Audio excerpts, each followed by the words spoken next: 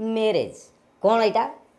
ନା ପ୍ରଥମେ ଯେତେବେଳେ ଜଙ୍ଗଲରେ ରହୁଥିଲେ ପୁରା କୁକୁର ଯାହା ମାଙ୍କଡ଼ ସେଇଆ ସେତେବେଳେ ମାଙ୍କଡ଼ ଭିତରେ ଆମେ ମଣିଷ ଗୋଷ୍ଠୀଟା ସେଇଭଳିଆ ସେଇମାନଙ୍କ ଭିତରୁ ଆମର ଗୋଟେ ଗୋଷ୍ଠୀ ଡେଭଲପ୍ ହେଉଥିଲା ଆଉ ତ ଆମେ କ'ଣ କଲୁ ଯେତେବେଳେ ମଣିଷ ଆସ୍ତେ ଆସ୍ତେ ଟିକେ ଜାଣିଲା ଟିକେ ଶିକାର କରିବା ଶିଖିଲା ତାପରେ ଚଳିବା ଶିଖିଲା ତ ସେମାନେ ଗୋଟେ ଗୋଟେ ଜାଗାରେ ଗୋଛା ଗୋଛା ହେଇକି ରହିଲେ ଦେଖିବେ ବାଘ ବି ରହୁଛନ୍ତି ଯେଉଁ ଜାଗାରେ ରହୁଥିବେ ବାଘ ପୋଳାଟେ ରହୁଥିବେ ଯେଉଁ ଜାଗାରେ ରହୁଥିବେ ହରିଣ ପୋଳାଟେ ରହୁଥିବେ ତ ମଣିଷ ବି ସେମିତି ମାଙ୍କଡ଼ ଦେଖିବେ ଖଣ୍ଡଗିରି ଆସନ୍ତୁ କି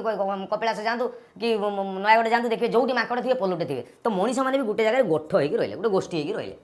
ରହିଲା ପରେ କୁକୁର ଯାହା ସେ ଯେଉଁ ଛୁଆ ପୁଆ ଯେଉଁ ତାଙ୍କର ହେଲେ କିଏ କାହାର ଜଣାପଡ଼ିଲା ନାହିଁ ଇଏ ଛୁଆ କିଏ ନା ଏଟା ତ ପରଦିନ ଜନ୍ମ ହେଇଥିଲା ସେ ଇଏ ଜନ୍ମ କରିଥିଲା ସେ ଯେଉଁ ସେପଟେ ଯେଉଁ ଚେପାନାକି ସେ ଜନ୍ମ ତାଙ୍କ ନାଁ ଗୁଡ଼ା ସେମିତି ଦେଇଥିବେ ନା ଚେପାନାକି କାଳିଆ ମୁହାଁ କାହାର ଡେଙ୍ଗା ନାକ କାହାର ଡେଙ୍ଗା ଗୋଡ଼ ଏମିତି ସବୁ ନାଁ ଦେଇଥିବେ ସେ ଯେଉଁ ଚେପାନାକି ସେ ଜନ୍ମ କରିଥିଲା ସେ ଛୁଆ ଚେପାନାକି କାହିଁ ନା ସିଏ ତ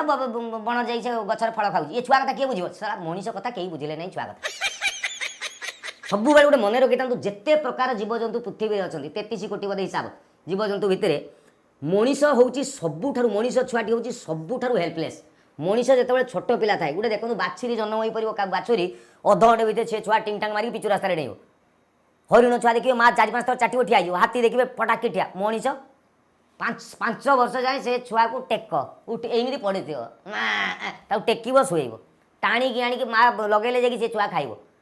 ତ ସବୁଠାରୁ ହେଲ୍ପଲେସ୍ ହେଉଛି ମଣିଷ ଛୁଆ ଏମାନେ ଦେଖିଲେ ସେ କୁକୁର ଛୁଆ ସିନା ତା ମା ଛାଡ଼ିଦେଲେ ବଞ୍ଚିଯିବ ବିଲେଇ ଛୁଆ ତା ଯେଉଁ 7 ଦିନ ଯାଏଁ ତଥାପି ମା ତାର 21 ଦିନ 20 ଦିନ କେୟାର ନେଉଛି ଆମ ମଣିଷ ଛୁଆକୁ ଆମକୁ କେୟାର ନେବାକୁ ପଡ଼ିବ ଇଏ ଯେଉଁ ଚେପାନାକି ଜନ୍ମ କରି ଗଳିଲା ସେ ଛୁଆ ତାପର ଯାଇ ଦେଖିଲା ତାକୁ ବିଲୁଆ ଖାଉଛନ୍ତି କୁକୁର ଖାଉଛନ୍ତି ମଣିଷ ଛୁଆ ଏମିତି କି ତୁ ସେମାନେ କହିଲେ ନା ତୋ ଛୁଆ ତୁ ସମ୍ଭାଳ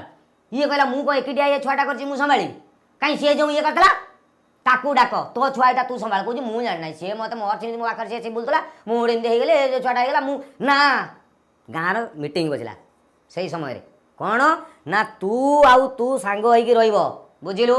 ଏଗ୍ରିମେଣ୍ଟ କାଗଜପତ୍ର ଆସ ମାନେ କହୁଛୁ ଗୋଟେ ସେଇଭଳିଆ ଗୋଟେ ନିୟମ ହେଲା ଠାକୁରଙ୍କ ଆଗରେ ସାକ୍ଷୀ ହେଲା କ'ଣ ନା ତୁ ଆଜିଠାରୁ ୟା ସାଙ୍ଗରେ ରହିବୁ ଇଏ କହିଲା ହଁ ସିଏ କହିଲା ହଁ ଯଦି ନ କହିବ ମାରିବୁ ବାହାର କରିଦେବୁ ଆମ ସାଙ୍ଗରୁ ଯାଇଛ ବାଘ ବିଲୁଆ କୁକୁର ଖାଉନ ତୁମକୁ ତ ଇଏ କହିଲା ହଁ ନା ତମେ 2 ଜଣ ସାଙ୍ଗ ହେଇକି ରହିବ ନା ହଁ ଗୋଟେ ଘରେ ରହିବ ନା ହଁ ଆମେ ଗୋଟେ ଘରେ ରହିବୁ ଶୁଣୁ ତୋ ବାପା ଯଦି କହିବ ମୁଁ ତାକୁ ରଖିବିନି ତୋ ବାପକୁ ଡାକ ବାପ ଆସିଲା ୟାର ତୋ ମାଆକୁ ଡାକ ତା ସାଙ୍ଗରେ ବୋଉ ଚଳିବ ଏଇ ତୋ ବାପକୁ ଡାକ ତୋ ମାଆକୁ ଡାକ ଏଇଗୁଡ଼ା ତ ହେଇନଥିଲା ନା ସେଇଠୁ ପାଖରୁ ଯେଉଁ ଆରମ୍ଭ ହେଲା ଆସ୍ତେ ଆସ୍ତେ ଆସ୍ତେ ଆସ୍ତେ ହେଇକି କୁହାଗଲା ଯେ ତମେ 2 ଜଣ ପରସ୍ପର ସବୁଦିନ ପାଇଁ ବନ୍ଧା ହେଲ ତମର ଯେଉଁ ପିଲାଟି ଘର କଲ ତମର ଯେଉଁ ଛୁଆଟି ହେଲା ତା ଦାୟିତ୍ୱ ନେବ ତମେ ଆଉ ଗୋଟେ ଯଦି ହେଲା ତା ଦାୟିତ୍ୱ ନେବ ତମେ ସେମାନଙ୍କୁ ବଡ଼ କରିବ ତାପରେ ସେମାନେ ବି ସେମିତି କାହାକୁ ଗୋଟେ ବାହା ନେଇକି ଘରକୁ ନେଇକି ଆସିଲେ ତାକୁ ତମେ ସ୍ୱୀକୃତି ଦେବ ଏଇ ଯେଉଁ ପରମ୍ପରାଟା ଆରମ୍ଭ ହେଲା ଇଏ ହେଉଛି ବିବାହ।